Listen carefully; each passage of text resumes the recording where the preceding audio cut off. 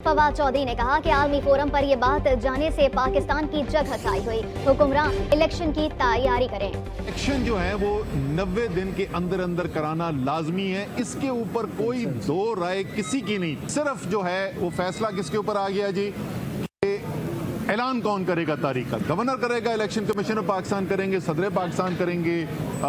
अली जफर साहब ने तीनों की कानून में, आइन के अंदर और कानून के अंदर कहाँ लिखा हुआ है उसका जिक्र कर दिया, आपको बता देंगे।